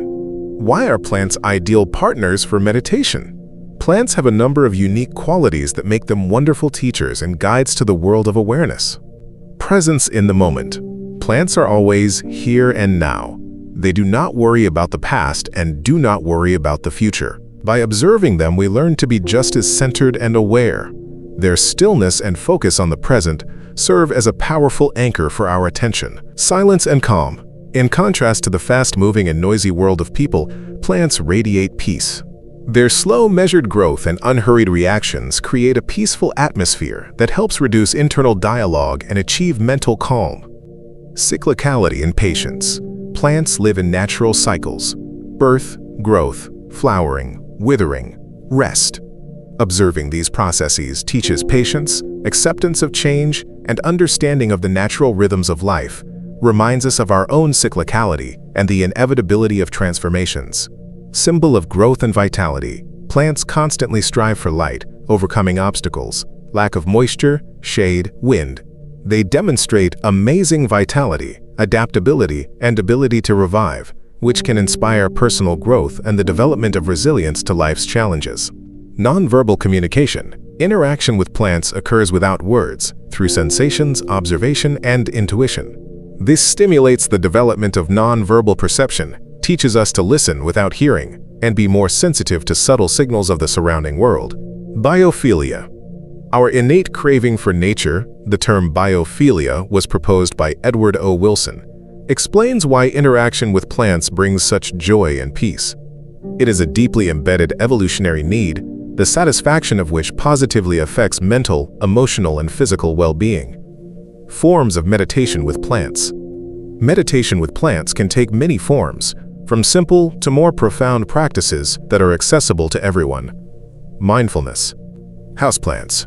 Choose one plant that you have in your home or office. Spend 5 to 10 minutes with it. Look at it closely. The shape of the leaves, the texture, the color, the curves of the stems, the smallest details. Notice how the light falls on it, how it grows, how it responds to light or a light touch. Feel the soil, the smells. Just be with the plant, without judgment or evaluation, allowing your attention to be fully immersed in its presence. Nature. Garden, park, forest. When in nature, choose one tree or flower. Sit or stand next to it, observing carefully. Notice the movement of the leaves in the wind, the insects crawling on the stem, the play of light and shadow through the canopy. Allow yourself to be fully immersed in its natural being. Meditation for caring for plants. Watering. Focus on the feel of the water, its temperature, how it is absorbed by the soil. Feel the connection that is created between you and the plant in this moment of care. Pay attention to the sounds of the water, the smells of the damp earth, repotting or pruning. Do these actions slowly and mindfully, respecting the plant. Feel the texture of the soil, the smell of the roots, the resistance of the branches as you trim. Each step is an opportunity to be fully present, to feel your role in caring for life. Gardening. Gardening is one of the oldest forms of moving meditation. Contact with the earth, caring for the plants, waiting for the harvest. All this promotes deep grounding, develops patience, and a sense of connection with the cycle of life. Forest bath, Shinrin-yoku, the Japanese practice mentioned earlier, is one of the most profound forms of plant meditation. It is a conscious immersion in the atmosphere of the forest with all your senses. Listening to sounds, rustling leaves, birds singing, smelling the trees, phytoncides, touching the bark, watching the play of light. The goal is not to go through a route, but to be in the moment with the forest, allowing it to wash your senses. Meditation with the breath of a plant. Close your eyes and imagine how you breathe with the plant. When you inhale the pure oxygen that it releases, and when you exhale, you give off the carbon dioxide that it absorbs. This simple but powerful exercise helps you feel the deep interconnectedness of all living beings, to realize symbiosis and dependence on each other. How does interaction with flora deepen awareness? There are many benefits to practicing meditation with plants for developing mindfulness and overall well-being. Grounding and presence. Focusing on the physical act of caring for a plant or watching it grow steadily helps us to ground ourselves, to step away from the mental hustle and bustle of endless planning and worrying about the future, and to return to the present moment. We feel part of the earth, developing patience and acceptance. Plants live their own, often slow rhythms. We cannot force a flower to bloom faster or a fruit to ripen instantly. This teaches us patience, acceptance of the natural order of things, and letting go of the desire to control everything. Reducing stress and anxiety. Numerous scientific studies confirm that the presence of plants and interaction with nature, even looking out the window, reduces cortisol, the stress hormone, blood pressure, improves mood and promotes relaxation. This creates a fertile ground for a deep meditative state. Heightened senses. Conscious observation of plants forces us to use all our senses. Sight. Notice the smallest details. Colors, shapes, touch. Texture of leaves, bark, earth. Smell. Aroma of flowers, fresh earth. Hearing, rustling leaves, buzzing insects. This helps us to go beyond the usual superficial perceptions and become more sensitive and receptive to the world around us. Development of compassion and care. By caring for a plant, we develop a sense of responsibility, compassion, and empathy for other living beings. This carries over to our interactions with people and the world at large. A sense of interconnectedness and oneness. The realization that we are part of a larger ecosystem where everything is interconnected and interacts with each other, as in the case of the breathing of a plant, helps to overcome feelings of loneliness and separation, deepening the understanding of the oneness of all life. We see ourselves not as isolated observers, but as an integral part of nature. Improved mental clarity. Spending time in mindful interaction with plants can help clear the mind, reduce mental noise, and improve focus and clarity. Plants as green therapists. In addition to their meditative aspects, plants have long been used for therapeutic purposes. Ecotherapy, or nature therapy, recognizes the healing power of interacting with the environment. Gardening, as a form of occupational therapy, helps people cope with stress, anxiety, and even depression. The simple presence of plants indoors improves air quality and reduces stress, making offices and homes more comfortable and productive. This green effect is supported by research showing that people who live near nature or have access to green spaces tend to be happier and healthier. So meditating with plants not only deepens mindfulness, but is also part of a larger range of natural methods for supporting our well-being. The art of plant meditation is an accessible and powerful way to deepen your awareness, restore inner peace, and feel part of something greater. It is an invitation to slow down, open your senses, and allow the wisdom of nature to penetrate your heart, enriching your inner world and bringing harmony to your daily life.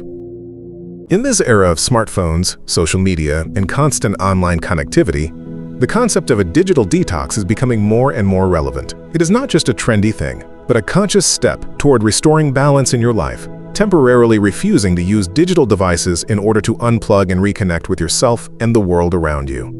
In a world where the average person checks their phone dozens, if not hundreds of times a day, and where the constant stream of notifications keeps our brains in a state of constant stimulation, a digital detox offers an opportunity to reset, gain clarity, and reconnect with true connection. This is seeing unlimited greatness. Disconnect to connect is a perfect phrase to describe the essence of a digital detox, consciously stepping away from the endless digital noise to reconnect with yourself and the pulse of real life. What is a digital detox, and why do you need one? A digital detox is an intentional, temporary break from using electronic devices such as smartphones, computers, tablets, televisions, and social media. The goal isn't to completely give up technology forever, but to take a break, analyze your digital habits, and regain control over them. Why is this necessary? Information overload. The constant stream of news, updates, and notifications makes us tired, stressed, and unable to concentrate. Decreased attention span. Multitasking and constantly switching between apps and tabs reduces our ability to focus deeply. Disrupted sleep. The blue light from screens suppresses melatonin production, disrupting circadian rhythms and impairing sleep quality. Decreased quality of real-life interactions. The presence of devices while interacting with loved ones is distracting, preventing meaningful connection and empathy. FOMO. Constantly comparing ourselves to perfect lives on social media causes anxiety, dissatisfaction, and lowers self-esteem. Chronic stress and anxiety, the pressure to always be connected, and the fear of missing out on something important leads to a constant background stress. A digital detox is a kind of reset for the brain, an opportunity to slow down, breathe, and consciously choose how and why we use technology. Benefits of a digital detox. Mindfully removing digital devices has many proven benefits for mental and physical health. Improved mental well-being. Reduced stress and anxiety. Not being constantly bombarded with notifications and a barrage of alarming news allows the mind to relax and recharge. Improved mood, less comparison with others on social media, more focus on your own life and achievements. Developed mindfulness. Without constant distractions, it is easier to focus on the present moment, your thoughts and feelings, and the sounds and smells of the world around you. Improved self-esteem. Not having to live up to someone else's ideals allows you to better accept yourself and your unique qualities. Improved physical health. Improved sleep quality. Not using gadgets before bed helps normalize melatonin production, allowing the brain to relax and prepare for sleep. Reduced visual strain. Taking a break from screens reduces eye strain, headaches, and dry eyes. Improved posture. Less time spent hunched over a phone. Text neck. More movement. Not using gadgets often frees up time for physical activity, walking, and sports. Increased productivity and creativity. Improved concentration. The absence of distractions allows you to delve deeper into tasks, improving the quality of work and the speed of completion. Increased creativity. When the brain is not overloaded with information, it has space to generate new ideas and unconventional solutions. This allows you to return to forgotten hobbies or start something new. Efficient time management. You begin to realize how much time you spend pointlessly scrolling through feeds and can use it more productively. Deepening real-world connections and relationships. More quality communication. Without the distraction of phones, you can be fully engaged in conversations with loved ones, listening to them, and truly being present. Strengthening empathy. By observing people's nonverbal cues and emotions in real time, you develop the ability to empathize. Meet new people. You become more open to interacting with strangers in the real world. Redefining your values. Detoxing gives you the opportunity to take a step back and evaluate what is truly important in life and what is just noise created by the digital world. It helps you reprioritize and prioritize what brings you true satisfaction. How to do a digital detox. Practical tips. A digital detox can be short-term, a few hours, a weekend, or longer, a week, a month. The key is to take a conscious approach. Set goals and boundaries. Be clear about which devices or apps you are giving up and for how long. Will it be a complete shutdown or just a social media cessation? Set realistic expectations. Inform loved ones in advance. Let family, friends, and coworkers know about your detox so they don't worry and know how to contact you in an emergency, e.g. via phone call, not instant messaging. Plan alternative activities. Fill your free time with activities that bring you joy and require physical or mental engagement. Nature, walking, hiking, picnicking, gardening. Creative, drawing, playing a musical instrument, writing, crafting. Reading, pick up a paper book or magazine. Sports and physical activity, yoga, running, swimming, dancing. In-person socializing, meeting with friends, playing board games, talking. Self-reflection, journaling, meditating, taking quiet walks. Create no-tech zones. Make your bedroom, dining room table, or a specific room in your home electronics-free. Invest in a regular alarm clock so you don't have to use your phone in the bedroom. Turn off notifications.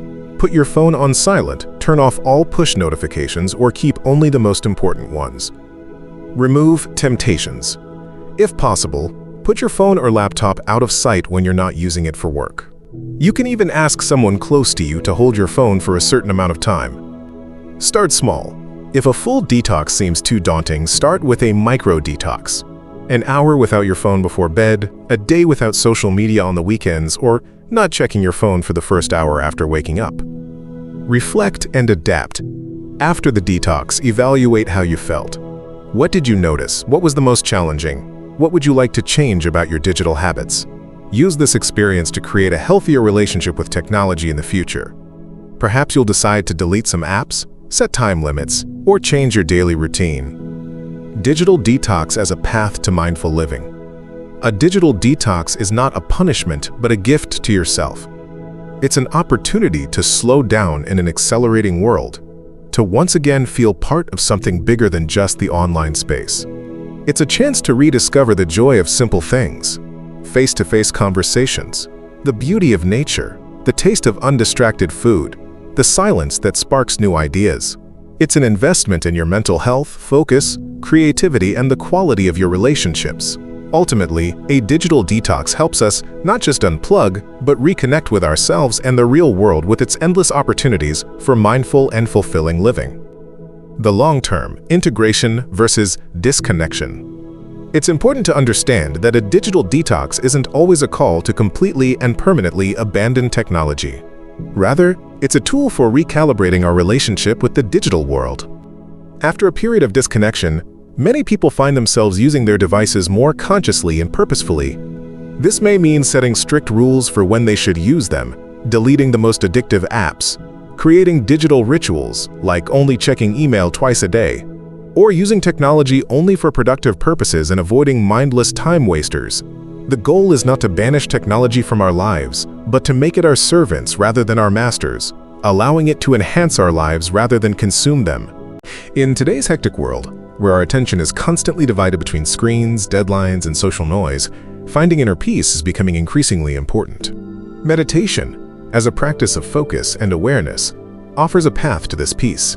However, when we take meditation from indoors to the embrace of the wild, its transformative power deepens significantly. The environment becomes not just a backdrop, but an active participant in the process, helping us to reach deeper states of consciousness, strengthen our connection with ourselves, and feel part of something greater. This is seeing unlimited greatness. Nature, with its natural rhythms and pristine beauty, offers the perfect setting for meditative practice.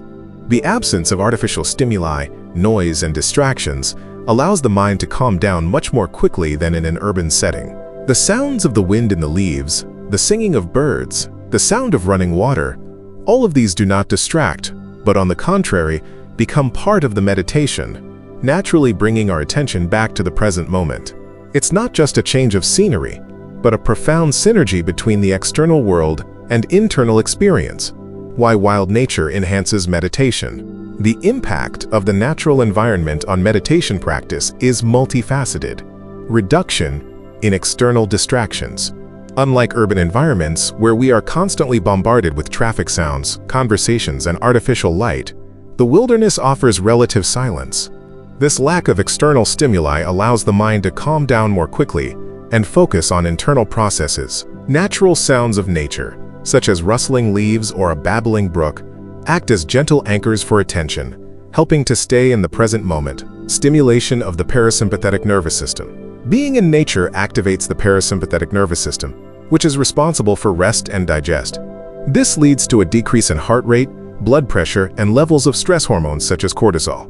In this physiological state, it is easier to achieve deep relaxation and immerse yourself in meditation, developing sensory awareness. In the wild, our senses become heightened. We begin to notice the subtle scents of the earth and plants, feel the wind on our skin, and see the richness of the shades of green. This heightened sensitivity naturally fosters sensory awareness, which is a key element of meditation. We learn to perceive the world in its entirety, without interpreting or judging, a sense of connection and oneness. In the wild, it is easy to feel part of something larger. Being aware of our place in the ecosystem, among the ancient trees, under the vast sky, promotes the dissolution of the ego, removes feelings of isolation, and develops a sense of deep connection with all that exists. This sense of oneness is one of the highest goals of many meditative practices. Nature metaphors for the inner world. Landscapes of nature can serve as powerful metaphors for our inner states and processes. Just as mountains symbolize stability and a river symbolizes the flow of life, these images can help us make sense of our experiences and deepen our understanding of ourselves. Meditating in such an environment allows these metaphors to emerge more vividly. Wilderness meditation practice. There are various approaches to wilderness meditation that can be adapted to suit your preferences. Sitting meditation. Find a secluded, comfortable place where you can sit without interruption. Focus on your breathing. Allow the sounds of nature, birds singing, wind, water, to be part of your experience, without being distracted by them, but integrating them into your meditation.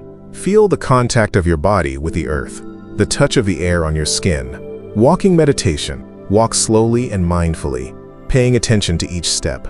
Feel how your feet touch the ground, how your body moves. Notice the plants, trees, rocks around you, without rushing to classify them, but simply taking in their beauty and presence.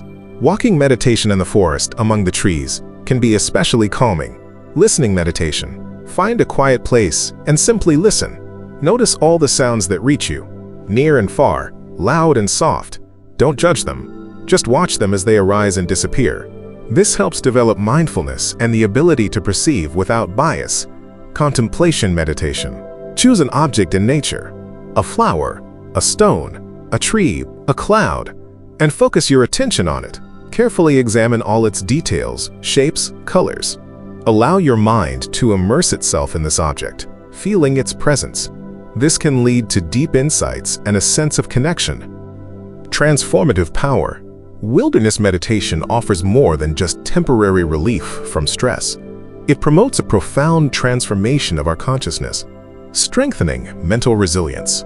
Regular practice in natural settings helps us develop an inner peace that is independent of external circumstances, making us more resilient to stress and life's challenges. Developing gratitude and humility. By experiencing the grandeur and fragility of nature, we learn to appreciate the simple things and develop a sense of humility in the face of its power. Strengthening intuition. In the silence of nature and with fewer external distractions, the inner voice becomes clearer, which helps us develop intuition and make more conscious decisions. Reconnecting with the body. Being mindful in nature helps us reconnect with our body, its needs, and our connection to the earth, restoring natural balance. Transferring our meditation practice to the wilderness is a powerful step toward deepening self-knowledge and finding harmony. It is an invitation to step outside of our comfort zone, to lose ourselves in the beauty of nature, and to allow the natural world to be our teacher on our journey to inner peace and clarity. Preparing for wilderness meditation, safety and etiquette. To ensure that your wilderness meditation practice is as effective and safe as possible, it is important to prepare in advance. Choosing a suitable location. Look for secluded, safe places where you will not be disturbed by people or loud noises. Make sure the location is stable, not on the edge of a cliff, and that there are no dangerous animals or plants. If you are unfamiliar with the area, consult a map or hire a local guide. Clothing and comfort. Wear clothing appropriate to the weather conditions so that you do not get too hot or cold. Wearing comfortable clothing that allows you to move freely will help you relax. Bring a mat or small rug if you plan to sit on the ground. Time of day. Morning or evening are often the best times to meditate in nature, as there are usually fewer people around, and the light and sounds are softer and more soothing. At dawn, you can watch nature awaken, and at sunset, you can watch it fade. Disconnect from technology. To fully immerse yourself in the practice, turn off your phone or put it on airplane mode. Avoid using other gadgets so as not to disturb the inner silence. Nature as an integrator, connecting with everyday life. The practice of meditation in the wild does not have to remain an isolated experience. Its lessons and states can be integrated into everyday life, even if you live in a city. Bring nature home. Place houseplants. Use natural materials in the interior. Listen to recordings of natural sounds. These elements can serve as a reminder of the calm and peace found in nature. Mindful nature pauses.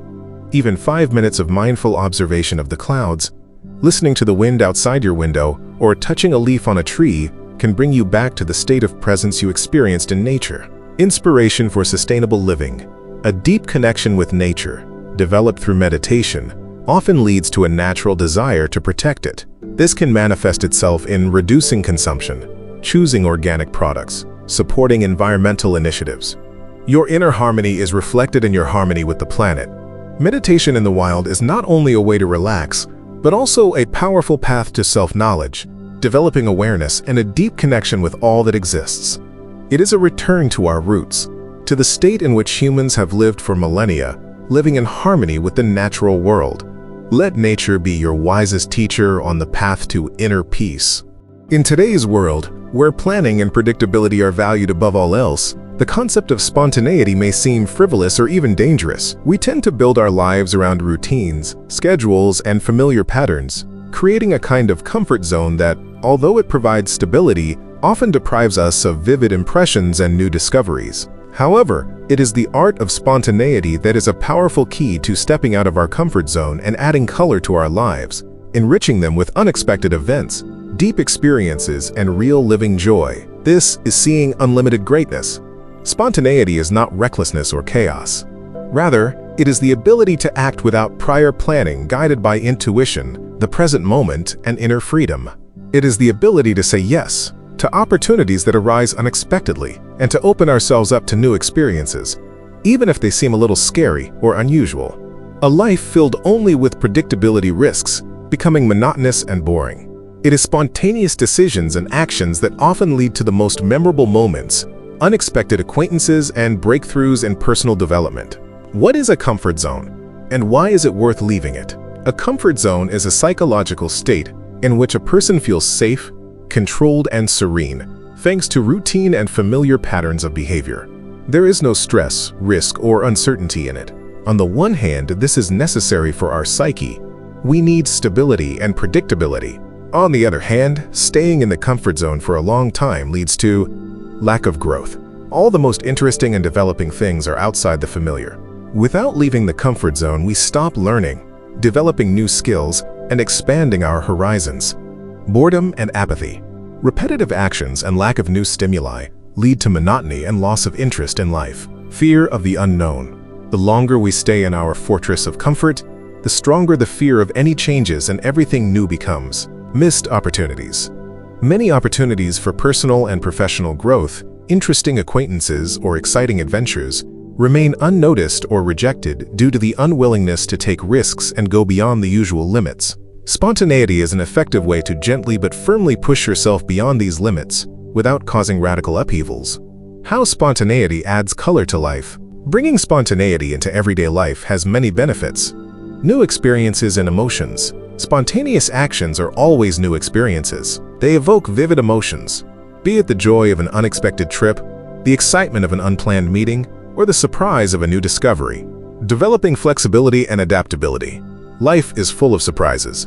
By practicing spontaneity, we learn to adapt faster to changing circumstances, think outside the box, and find solutions in unforeseen situations.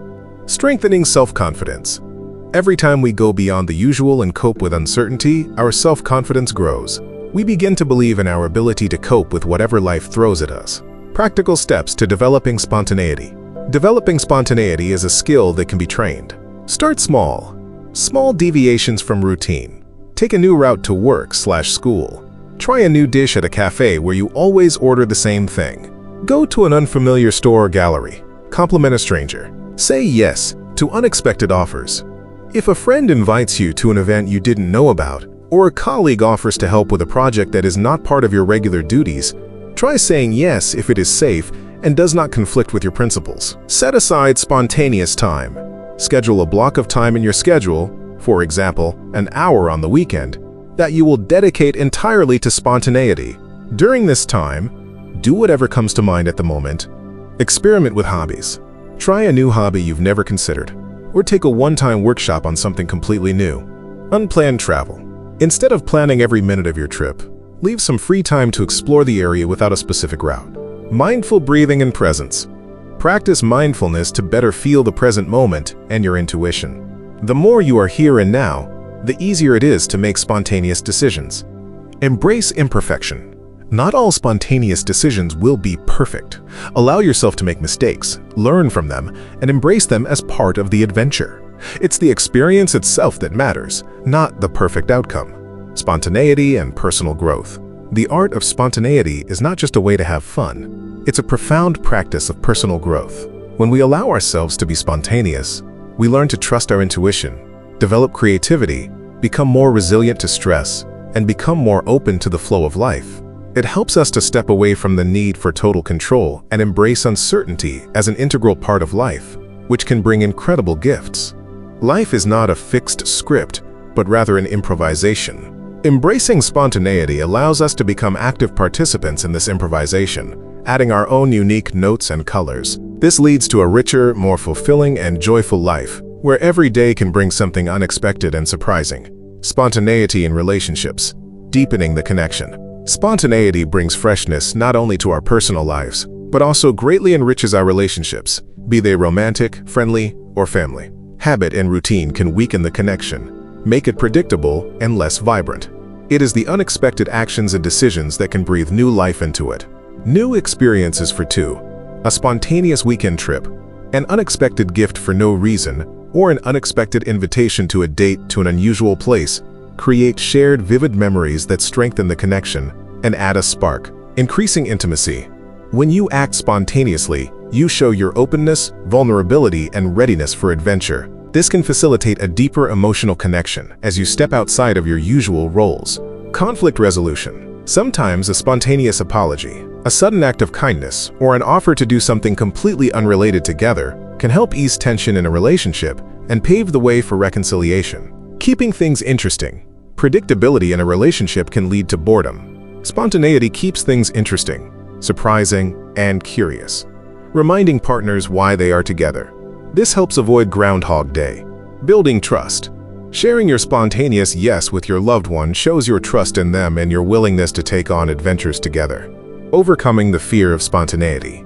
For many people, spontaneity is associated with fear. Fear of failure, fear of the unknown, fear of looking stupid, or making a mistake. These fears are natural, but they can and should be overcome. Start small, but often. Don't try to change your life drastically right away. Start with small, safe acts of spontaneity. The more you do this, the more comfortable you will become. Change your attitude towards mistakes. Think of mistakes not as failures, but as learning opportunities. No matter what happens, you have gained new experience, and this is always valuable. Laughing at yourself in your awkward moments is a great way to reduce fear. Visualize success. Imagine yourself doing something spontaneous with ease and joy and enjoying it. This can help overcome internal resistance. Find allies. Connect with people who also value spontaneity. Spontaneous adventures together can be less scary and more fun. Recognize the limitations of control. It is impossible to completely control your life. The sooner you accept this, the easier it will be to let go of the need for rigid planning and trust the flow of life. Spontaneity is not an abdication of responsibility, but rather a flexible approach to life that allows us to be more alive, open, and receptive to its endless possibilities. It is a skill that enriches our experiences, deepens our relationships, and leads to more joyful and fulfilling lives.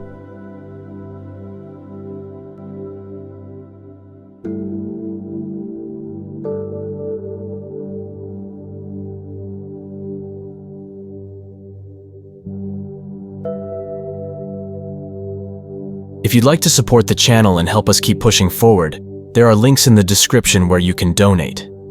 Every contribution helps us reach more people, do more good, and keep this mission alive. There's also a store down below where you can grab something for yourself, or even better, a gift for someone you care about. It's a simple way to spread love and let someone know they matter. We're all just trying to grow, to become better, to rise above the noise and step into who we're really meant to be. And I truly believe change is possible, the kind of change that creates a ripple effect and helps others see the beauty still left in this world. This channel is about real growth, real transformation, and I'm here to give you a front row seat to what that looks like. Raw, honest, and grounded in purpose. God is within all of us, and my goal is simple: to reflect that light as clearly and powerfully as I can, for you and for the world around us.